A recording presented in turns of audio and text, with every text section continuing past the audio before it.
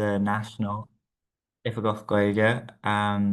So last year I was Ifigach na Gaeilge in Trinity. I was our first ever sabbatical Ifigach Gaeilge. And I suppose that's important because I wanted to give maybe I suppose just at the start a tiny bit of context of how we got here in Trinity student life. If you can see this logo here on the title page, this Tá don Gaeilge, yes, for Gaeilge. So, so 2 years ago, we had a referendum it was a Trinity Capitated Bodies referendum. So that includes the SU, the CSC, the Sports Union, and Trinity Publications. And we increased the student levy €4 per student to support Irish language initiatives across student life, and also to have a full-time Ifigach Gaeilge in the SU. And luckily, that referendum passed by a whopping 90%. It was a massive victory for the language, and it kind of laid the foundation for the expansion of the Irish language into other parts of student life. I'm sure many of you maybe have heard of An Cumann Gaelach.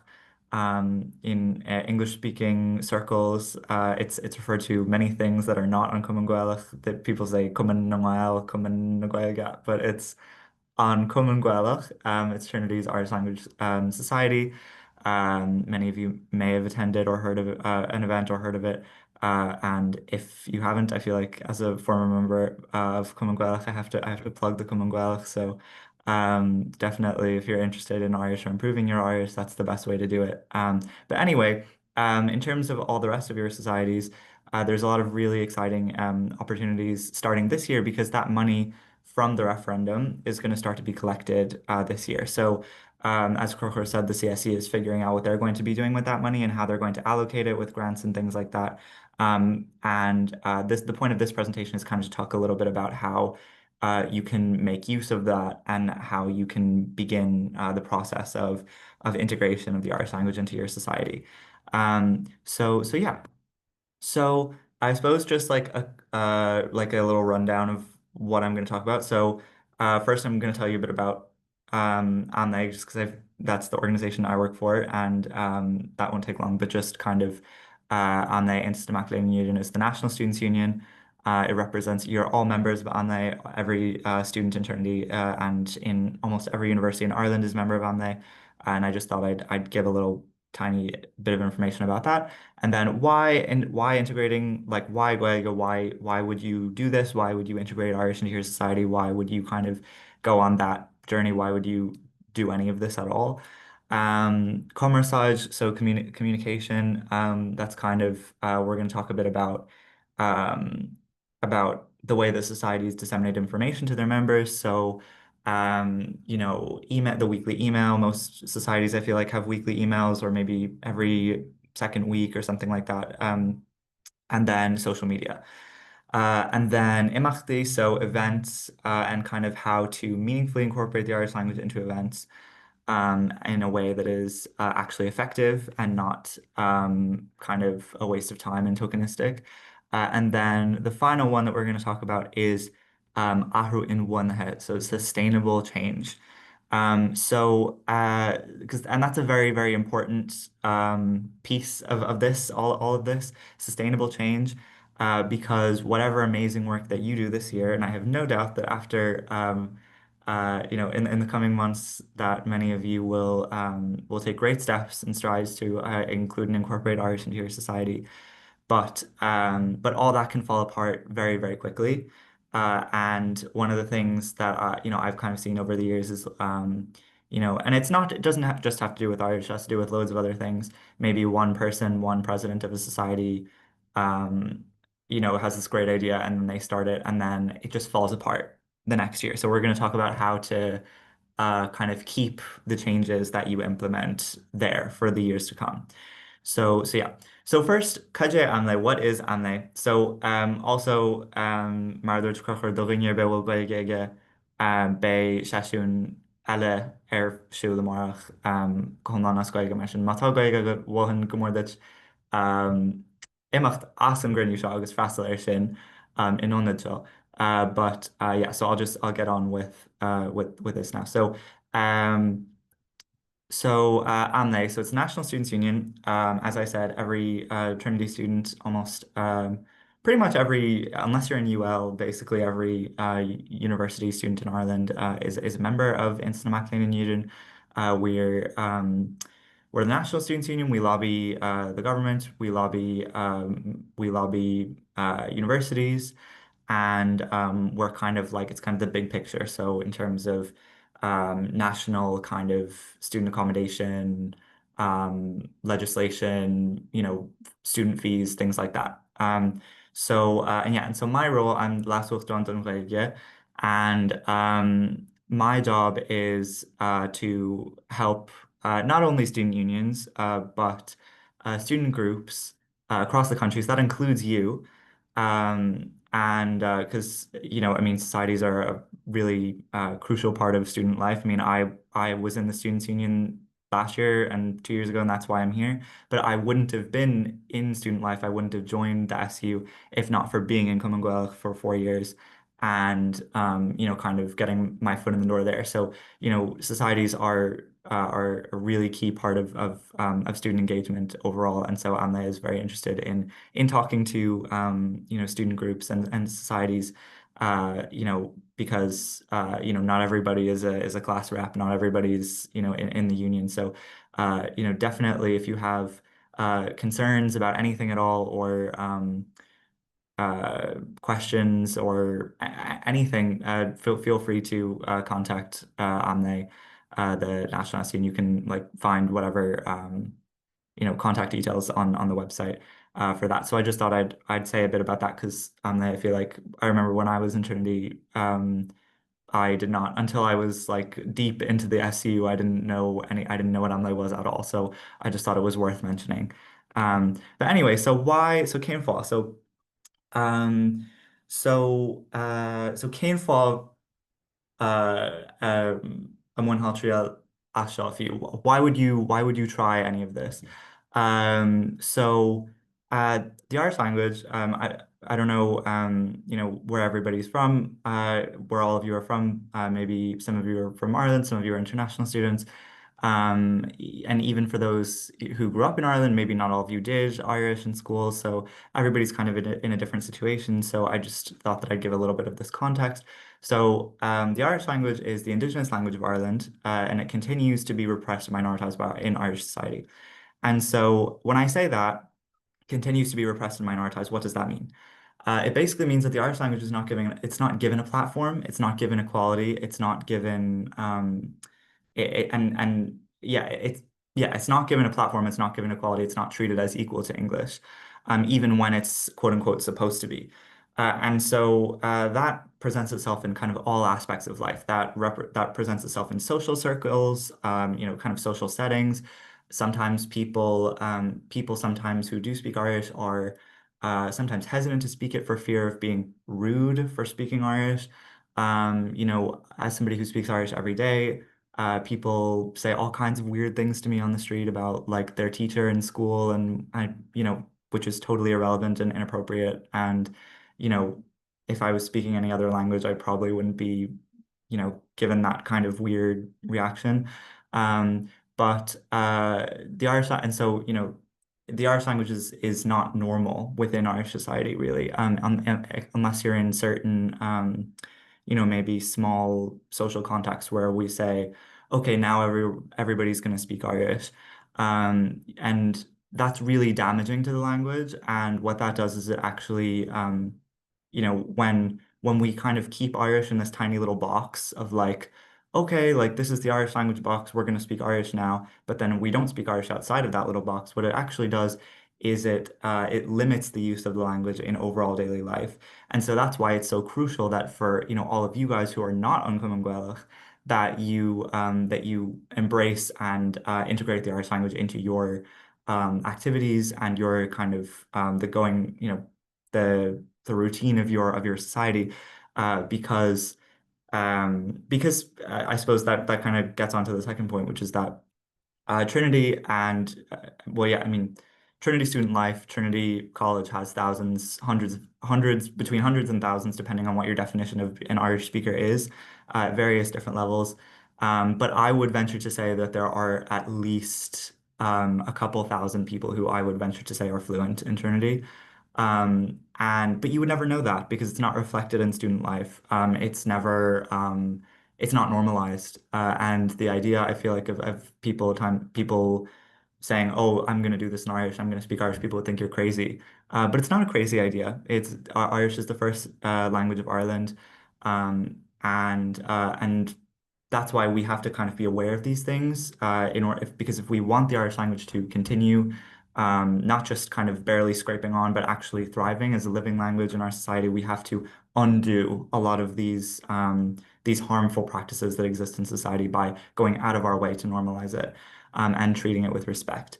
And oftentimes, it's not that, as I'll kind of get into in a bit, it's not that people are necessarily against the language. It's just that Irish society for so long has put the language down, that people don't even realize that they're disrespecting the language. They don't even realize that they're putting it down. But I mean, a simple rule of thumb, that we can kind of go by. And again, it's not because anybody has like bad intentions or is, evil or, discriminate wants to be discriminatory or anything. But, you know, if the Irish language is not being used, it is being subverted. Like it's a simple rule of thumb for any language. If you're not, languages are meant to be used, they're meant to be spoken, they're meant to be read. And so if the Irish language is not in use, in a particular environment at all, it is being subverted.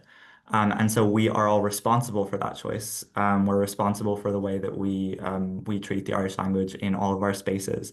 Yeah, so hopefully that was a good kind of explanation of why this is so important. Cultural diversity is another big thing. So cultural diversity, is a very important part of inclusion in student spaces. It's making people feel welcome. But cultural diversity means linguistic diversity. And cultural diversity, maybe some people might think, oh, well, Irish language is, Irish culture, so it's not diverse. I would venture to say that it is diverse. The Irish language is, as I said, not a normalized part of Irish society. Some might even say that it's a different culture from mainstream English-speaking Irish society. And so the Irish language is a massive part of cultural diversity and inclusion in Ireland. And I suppose then the last part is that the CSC will be, or Láir Chostan na Gcumann in Irish, LCC, because of the referendum that happened 2 years ago, will start to receive lots of funding, or not like tons. The SU gets most of the funding from the referendum, but the CSC will be receiving thousands of euro every year to help societies. What they do with that in the first couple of years is up to the CSC executive. And as Crocker said again, they'll kind of be given they'll give you all a bit more clarification on that when in the weeks to come, because there's admin things for the CSC to do, as well as helping societies. So yeah, that's just a bit of why. So now in terms of like practicality, right? So that was kind of the preachy speech bit at the beginning of why you should do it. But but in terms of so like actually practically how do we go about this? So, oftentimes when people think about the Irish language, they think about or how to implement it. If you grew up in Ireland, or I don't know, maybe you've seen like at pubs, like randomly they'll have like a pop-up Gaeltacht or a Circle Cora and stuff like that. And like that's cool and that's great. And we'll talk about that in a couple of minutes and how you can start something like that in a meaningful way. But the whole point of this and the whole point of kind of getting on the ladder, because what I want you all to think about kind of from here on out going forward, and what I'll be hopefully helping LCC, the CSC, um, do kind of is create a system where societies can judge where they are in terms of Irish language progress. So societies you guys can constantly be evaluating where you are and how you can kind of get better in terms of Irish language representation. Because we can get better, but we can also get worse. And so we have to implement Irish language strategy, kind of strategic policy in a way that is practical. And societies, what do they do, to kind of organize anything, they communicate with their members. So I said start with communication. So tosaí leis an gcumarsáid. So, because events are great, and we'll talk about that in a second, like I said, but I really want to emphasize the importance of communication and social media, the weekly emails that you all send out. There are several societies that send out bilingual weekly emails that started last year. They're around like I want to say between 4 and 10 societies that have implemented some kind of it's at least six that have implemented Irish language provisions into their constitution, which is a really big deal. And some of them have gone about doing bilingual graphics and bilingual weekly emails. Um, so we'll talk a bit more about the practicalities of that and how we actually, because it's one thing to just be like, make it in Irish, but it's like, okay, how do I do that? I'll talk about that a little bit kind of at the end when we're talking about like the constitutional amendments. But um, but for those of you, because I would venture to say that many of you have people who can speak Irish to a degree on your committee. People oftentimes think that that their Irish isn't good enough, or that like their Irish is really rusty from secondary school. But the truth is that like most people have a lot more Irish than they think they do. If you did Irish, for 10 years plus in the schooling system here, you actually do know a lot more than you think you do. And I suppose I'll just go to the third point here is that like a little bit of Gaeilge in the graphics, even if you don't know how to translate everything, is much, much better than no Gaeilge at all. It's we obviously we can't change everything overnight. And even though, it would always be my what I would always say is you should always kind of be moving forward and kind of trying to have more stuff in Irish, you have to start somewhere. And if that just means, having a couple words on your graphics in Irish, then do that. Do that because any Irish at all is better than none. And unfortunately, again, and I want to stress again that I'm not trying to come off as like accusing people of being, having bad intentions towards the language. That's not what I'm doing.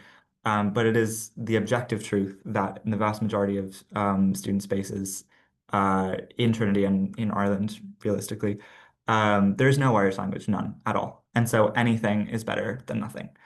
Um, and again, I suppose just tying it back to the inclusion piece, there are people, believe it or not, there are students in Trinity, there are several hundred students in Trinity who attended Irish medium education for their entire lives. There are people from the Gaeltacht in Trinity for whom Irish is their first language. There are people who speak Irish at home. Um, and um, and having bits of communication like graphics, Instagram graphics, weekly email in Irish, that goes a really, really long way. And you might not think like, oh, 10 words on a graphic, like, does that really make a difference whether it's in Irish or not? It absolutely does. Visibility for the language not only goes a long way in terms of normalizing it, but for people who actually do live their lives in Irish and who do try to access services in Irish, I mean, it's part of it's part of basic kind of language rights. And being able to the idea of being able to live your life through Irish if you so choose. So it really does go a long way. And you I promise any effort that is made is really, really appreciated. Um, so yeah, so now let's talk about a little bit about how so let's say maybe you have somebody on your committee or you figured out okay, we want to do our Instagram graphics in Irish because Instagram graphics, they don't have that many words on them, right? So like they're usually fairly simple. Um, One of the things that we have to be very cautious about is kind of if we're, when we do include Irish, that it's respected as an equal language to English. And what that means is that the text size has to be at least as big. So if you're, and this is the case for kind of government signage and things like that as well all public bodies. I mean, you've probably seen loads of signs just around the place, around Trinity. Um, road signs not included, that's a whole other thing. But in public bodies, where Irish is smaller than the English. And that is now actually, since the Official Languages Act 2021, for public bodies, that's actually illegal. And so the SU is kind of working to help Trinity fix that. But the reason why it's illegal and the reason why text size matters so much is because, if Irish is smaller, if it's italicized and like little underneath the English, nobody's going to read it. And so why did you even put it there in the first place? Like, it's about respect. It is about respect because if I'm reading the Irish and the Irish is really tiny or it's italicized, it's kind of like okay, so my language is like I'm like it's almost like treating Irish like a foreign language or kind of something that is not really that important. And so even if you're just having a couple words of Irish there, and even if the whole post isn't in Irish, it's really important that the Irish that is there is treated the same as English, at least, and so the text size is at least as big, at least as visible. Um, and a really good model, if you want to kind of get some ideas about what that looks like, is go to the Union Instagram page, go to the Ents page, because for the last year, the Union and the Ents page have been completely bilingual. Everything is bilingual. The graphics, the captions, and that's another piece. When um, when I talk to when I was Ifigok and Gaeilge in Trinity last year, and I was talking to certain societies about bringing Irish into the social media. Um, you know, one of the things that I emphasize as well is that you know we have to think about like so if you're bringing Irish in because we want it to be used and we want it to be seen as an equal part of the society to English, we have to treat it equally. Again, same thing with the text size. And what that means is that sometimes Irish, if you're having like a graphic carousel, where maybe if you have a couple graphics and because maybe you have bilingual graphics, but not everything can fit on one graphic, so you need two different graphics, in the one post. Sometimes the Irish needs to be first, because again, like nobody, if the point is that they're equal and that people should be able to read the Irish, the thing with minoritized languages is that, so minoritized languages, Irish is minoritized language, it's a language that's actively minoritized by society. Indigenous languages all over the world are minoritized. One of the, part of the psychology of minoritized languages is because even if they're there, when they're put second, oftentimes they're just not even looked at all. And so, especially if you have somebody on your committee who's translating or if you're translating stuff to be in Irish, that work needs to be honored, it needs to be valued, and the way to do that is to sometimes put it first. So if you look at the Union and the Ants Instagram pages, you'll see that we have a rule where Irish is first in the graphics every other post, and English is first in the graphics every other post. And when English is first in the graphic, Irish is first in the caption and reverse. So that's a fully equal bilingual policy where, even when English is first or when Irish is first in the graphics, then the other language is first in the caption, because nobody like see I mean people who speak Irish, we are also fluent English speakers, and one of the problems and one of the reasons why Irish continues to suffer is that when English is put first, a lot of people just don't like they won't go out of their way to scroll, they won't go out of their way to like find the Irish at the very bottom. And again, it kind of goes back to that question of respect, like what's the point of it being there at all if we're not gonna properly respect it. um so yeah, and then in terms of emails, just a quick bit that I would say about emails is, um, ideally they should be formatted like either if you're going to do it as one email, it should be formatted side by side, not top to bottom. If you're going to do it top to bottom, like in terms of one language on top, one on the bottom, you can flip them, week to week, like I said, to make it more even, more equal. I would always suggest doing it side by side. Or you could do what the union does and send two emails. There's no harm in doing that at all. Sending one email in English and one email in Irish. No harm. The union does that every week. So yeah, and then I suppose like the last little bit here maybe about social media is that um, even if you're not going to have graphics, even if you're, looking for a really, really, really small starting point, which please do. You don't, I mean, obviously I'm going to encourage you to do as much of this as possible, but I do understand that maybe some of you weren't even thinking of doing this at all. And so I really, it's important that even a small bit of it is done. And so, um, you can start with the name of your society. You can start by having, and I'll have the example, kind of a good example here is do modern languages. So Cumann na hangach Oscail Aclia. So as you can see in their bio, they have a bilingual logo of their society, which is brand new. They have so in like the logo is bilingual. They have the name of the society bilingual. They have the bio bilingual. Um, and yeah, so that's that right off the bat, even if you don't have, every graphic in Irish or every caption or um, even if you struggle kind of with that at the beginning, you have to start somewhere. And this is a very good way to start. That and you might think, oh, well, it's such a small change. Is like it even worth it?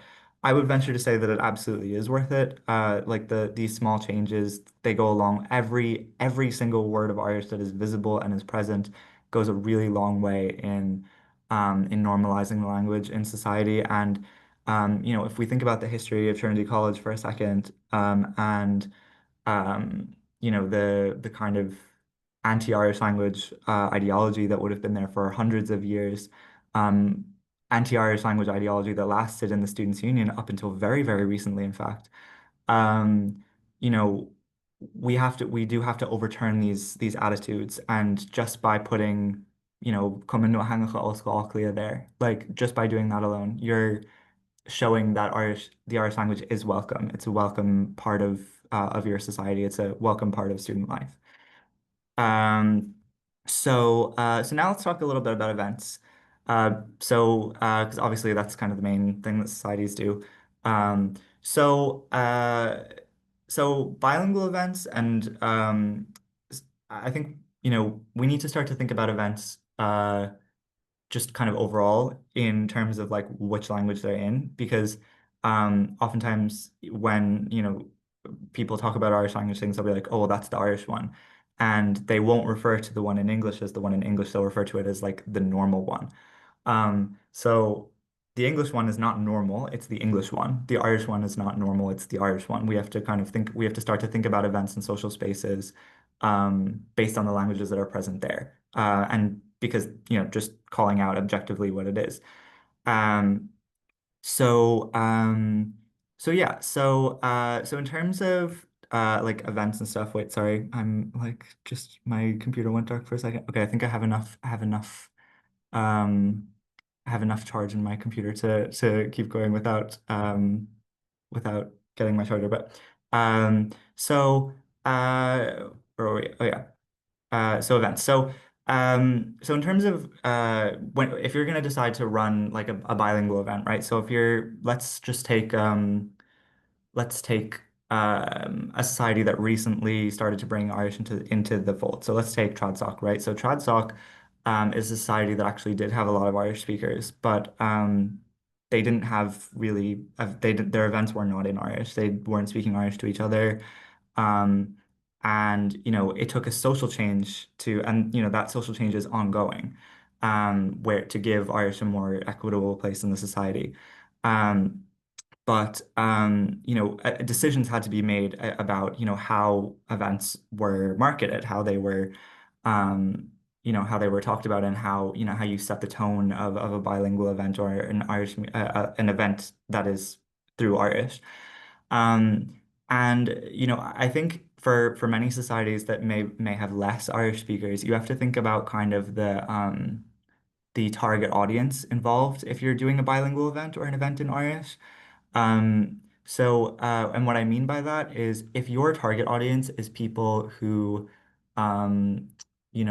if you're mostly like if you're a society that's mostly made up of international students that have no experience with the Irish language at all, then, your target audience there is really like learners. So, if you're doing some kind of like activity or you're doing some kind of game, just throwing in the words, throwing in Irish words here and there, and being like, oh, that's what this is, but then like explaining what it means, but then just using the Irish word for beginners. That's a really cool normal way to kind of just ease it in slowly without without disrupting maybe the flow of the event, because Irish doesn't have to be this thing that stops space and time. It can be something that you integrate um, that you can integrate kind of into the activities and normal events that your society does.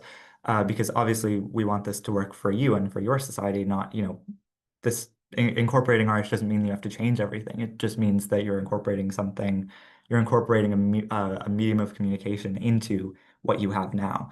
So if, like I said, so if you're, focused on beginners, then you can do, like little small things like, um, you know, incorporating words into like calling things by their Irish names and explaining to people, oh, like that's what this means, and we're going to call it this.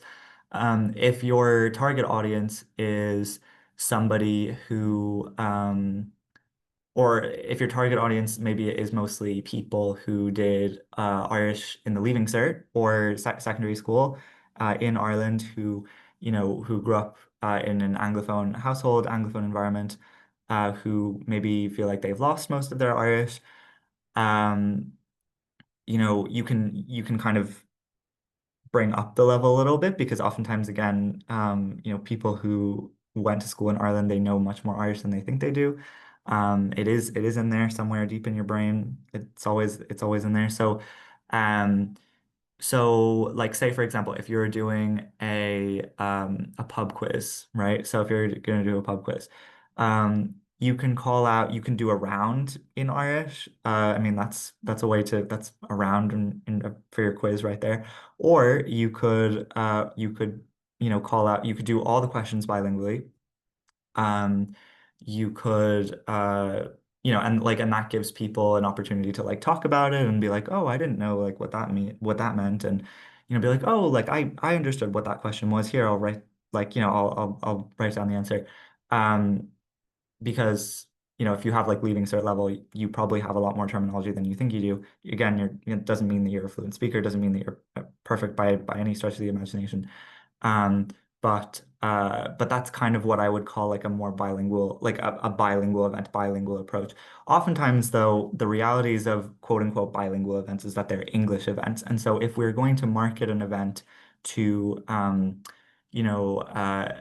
audience that is maybe mostly made up of people who have leaving cert level Irish, we have to make sure that the Irish is actually there, because what very quickly happens oftentimes is that um, the bilingual aspect of it, the Irish language piece of it, falls off, and so we have to make sure uh, that whoever's running the event, or whoever's like kind of managing it, is aware that this is a bilingual event and that they're going to facilitate that.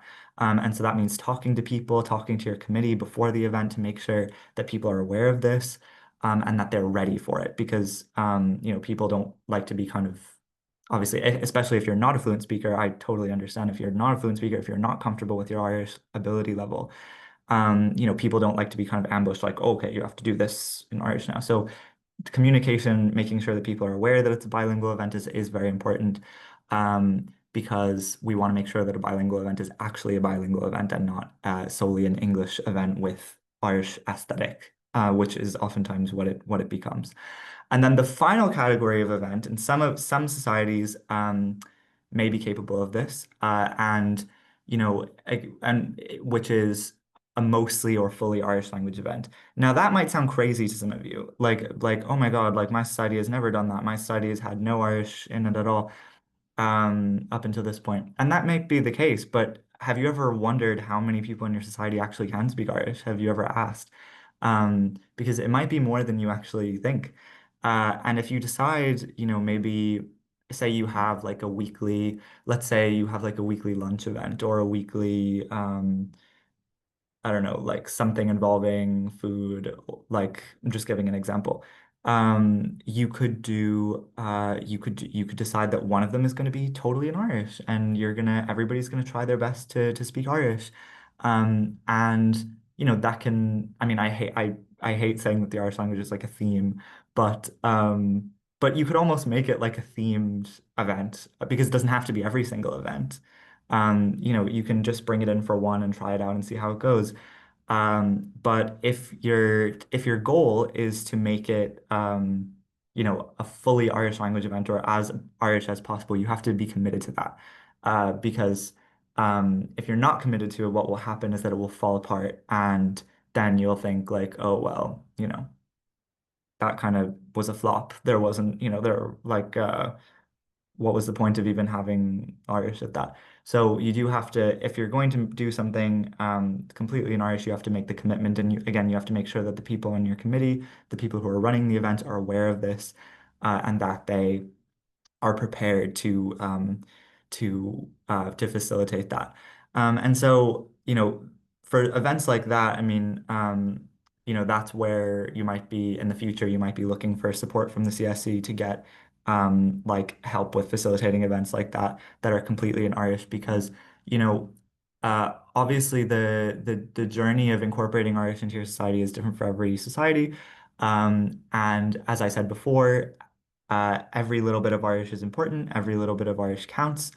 But I want to make sure that it's also very much understood that having a couple words of Irish doesn't mean that you're like a major hero that deserves a huge round of applause. Like it is a great thing to do, but the goal should always be more. And that's what these probably what these grants are going to be for in the coming years is to help societies actually meaningfully provide things in Irish, not solely as an aesthetic but as an actual means of communication through which people can enjoy themselves at an event.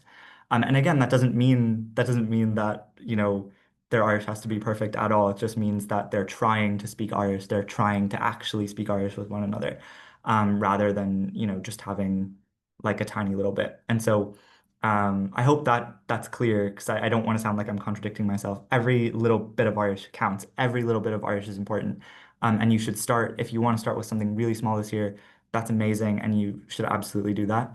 But meaningful implementation and integration of the language oftentimes requires us to go a little bit farther. And, for the majority of Trinity students, because the majority of Trinity students did attend school in Ireland, it is possible. It is, if most of your society, maybe made up of international students, that's a different story. There's way less capability there. Totally understandable. But for the majority of Trinity students who did attend university, or sorry, who did attend primary and secondary education in Irish, or not in Irish, in Ireland, who did the Irish language in school, it is possible. And I really want, hopefully all of you will start to think about the possibilities that are out there because it is possible. And yeah, and several societies have already kind of started to lead the way on that. So, so in terms of, so now let's talk about how to, so let's say that like you've decided, okay, um, I want to incorporate Irish in a meaningful way in my society this year. How do I do that? And how do I make sure that it is kept that way in the years to come?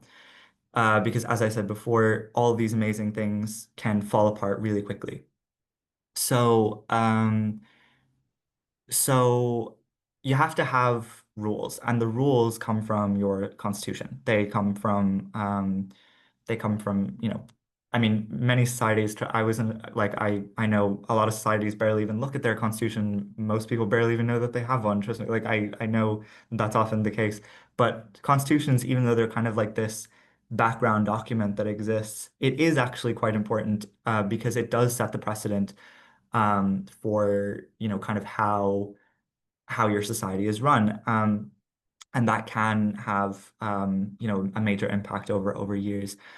And so, I mean, obviously, if people aren't listening to their own constitution, that's a whole other story. But, and the way that, regardless of whether you're listening to your constitution or not, even if you don't have stuff in Irish, in your constitution, you can still, I want to make very clear before I talk about constitutional amendments that you don't have to put it in your constitution before you start putting stuff in Irish. You can start tomorrow if you like. There's no rule against having stuff in Irish, if it's not in your constitution. But you should start doing stuff in Irish now, and then when you're AGM or EGM comes up, then you can bring in the constitutional amendment and submit it to LCC, CSE for approval. So, what I recommend, so what several societies have done is they've implemented an Irish language officer on the committee of their society. That's a fantastic step. You have to because the thing is like you have to if if we're going to decide to make Irish a meaningful part of the society, we have to have an actual practical way of doing that. So, you know, especially when it comes to translation. Translation is one of the biggest issues when it comes to things like this. Who's actually going to translate the stuff? Who's going to translate the email? Who's going to translate the social media posts?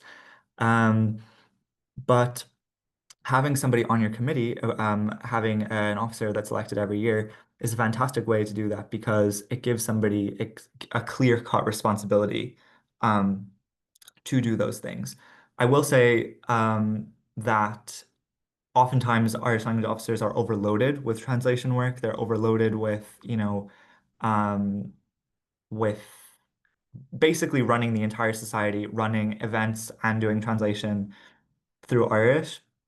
And so it has to be very clear from the onset, if you're having somebody that's an Irish language officer, it has to be very clear from the onset what the responsibilities of that person is, because let this be very clear, because in all of my recommendations to societies about changing their constitution, you can't have an officer unless the society as a whole, you need to put in a provision in the constitution that says that the society will function as a like with Irish and English as equal languages within the society. And the reason why that's important is because that puts the duty on all the officers of the committee, regardless of their language ability, to assist in facilitating that. And so I think in one or two of the constitutions from last year, I put in a line that specifically stated for all committee members that all committee members will strive to facilitate the use of the Irish language in the society because an Irish language officer cannot be expected to do every single thing through Irish. Say if you're doing an event, um, say like, there's translation and there's events. If the Irish officer is spending a lot of their time doing translation, maybe one of the other officers can help, with the maybe admin details of setting up an event because, maybe just booking things or things like that, don't always leave the all the responsibility to one person when it comes to the Irish language because that's not fair and it wouldn't be the case for anything else. Um, but ideally, even though I think that, that's an amazing step, and I would really recommend people do have an officer, an Irish language officer on their committee. A better recommendation, in my personal opinion, if it's possible, and again, it's not always possible, but for some societies, I think that if we're actually looking at meaningful integration of the language into your society, I would recommend a constitutional amendment that requires one of the roles that's already on your committee to have Irish as a part of it. So, so maybe that means like, how do we do that, right? Which role do we pick? It usually might be the PRO, the person who does the social media, because that makes sense. Because if we're integrating Irish into social media, you know, Irish has to be on the social media, so that makes sense. Or maybe the secretary or somebody who does the emails, the weekly email, if you decide that the weekly email is going to be available in Irish, something like that. And some people have told me like, oh well, um, we don't want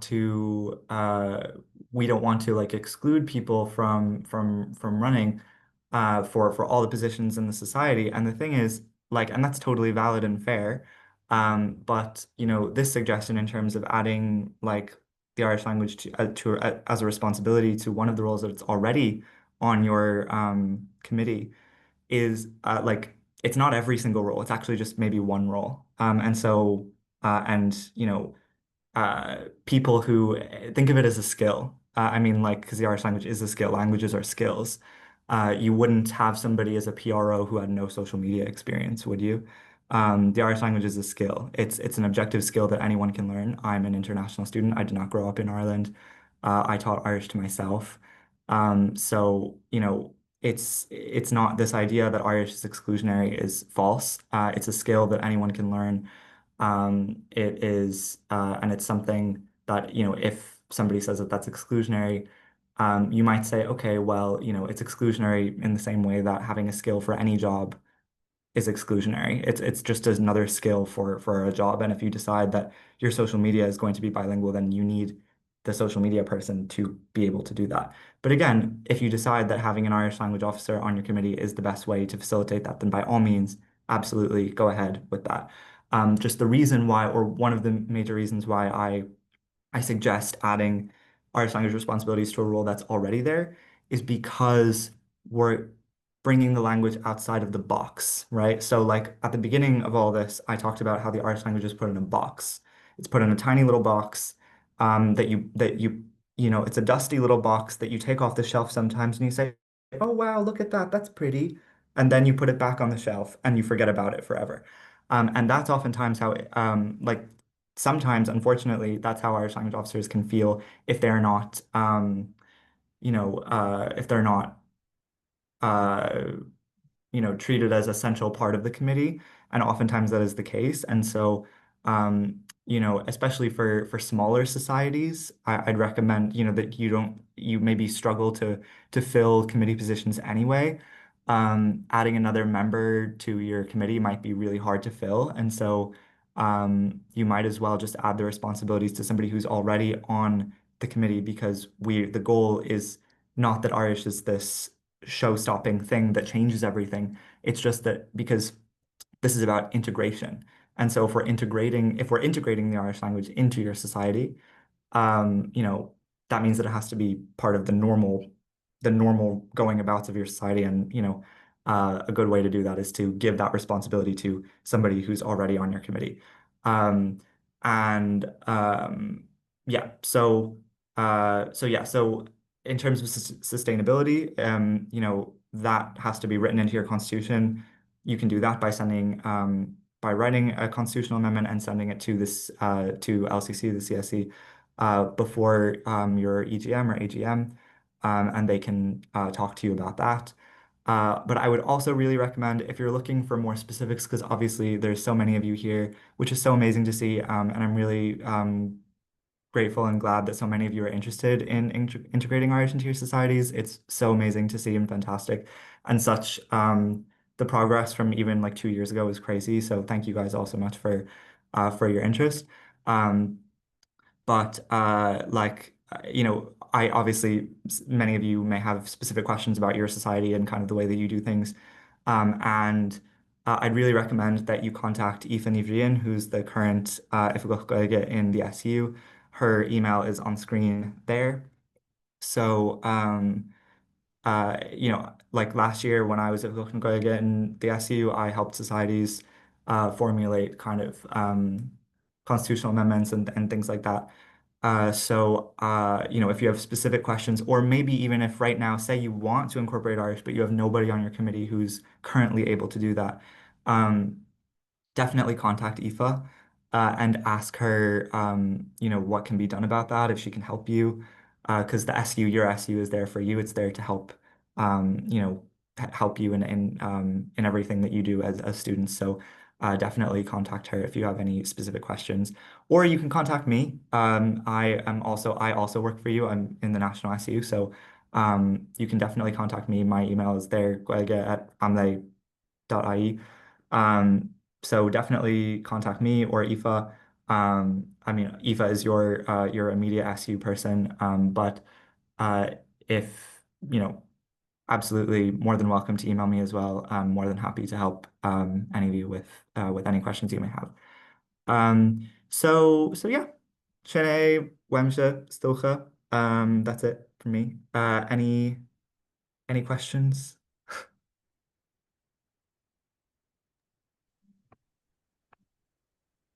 Okay, gur mar go Padraig tá sulúgum go fuair gachtain é sin Ufasuk. Yeah, so I hope everyone found that useful. Yeah, if anyone has any questions, like feel free to pop it in the chat or you know, stick on your microphone or whatever, I'm going to just pause the recording now. So like if you